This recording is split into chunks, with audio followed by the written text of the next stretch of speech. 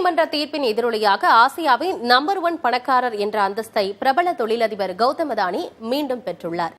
அதானி தொழிற்குழுமம் தனது பங்கு மதிப்பை போலியாக அதிகரித்து காட்டியதாக அமெரிக்காவின் ஹிண்டன்பர்க் நிறுவனம் சுமத்திய குற்றச்சாட்டு இந்திய அரசியல் அரங்கில் பெரும் அதிர்வுகளை ஏற்படுத்தியது.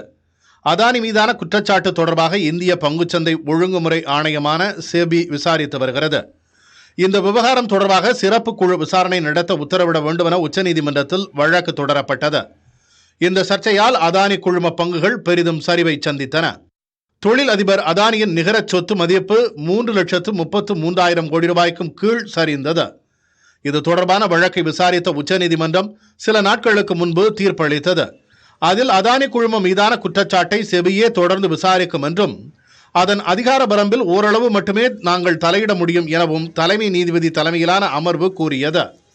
மேலும் செபி ஏற்கனவே இது குறித்து விசாரித்து வருவதாகவும் அதில் குறைபாடுகள் இருப்பதாக சந்தேகிக்கவில்லை என்றும் நீதிபதிகள் கூறியுள்ளனர்.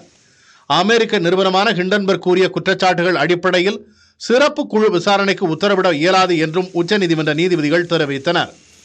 அதானி குழுமத்திற்கு சாதகமான தீர்ப்பால் அக்குழும பங்குகளின் விலை கணிசமாக உயர்ந்துள்ளது. இந்நிலையில் தீர்ப்பின் எதிரொலியாக கௌதம் அதானியின் நிகர சொத்து மதிப்பு 64,000 கோடி ரூபாய் உயர்ந்துள்ளது. இதையடுத்து அவரது மொத்த சொத்து மதிப்பு 8,12,000 கோடி ரூபாயாக அதிகரித்துள்ளது.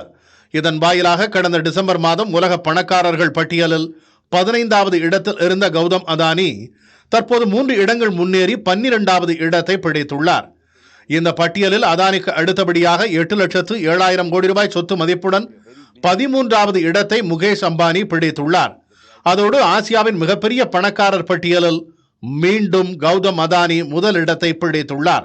இந்த ஆண்டு தொடக்கத்திலிருந்து 1,10,000 கோடி ரூபாய் அளவுக்கு அதானியின் சொத்து மதிப்பு அதிகரித்துள்ளதாக தெரிவிக்கப்பட்டுள்ளது.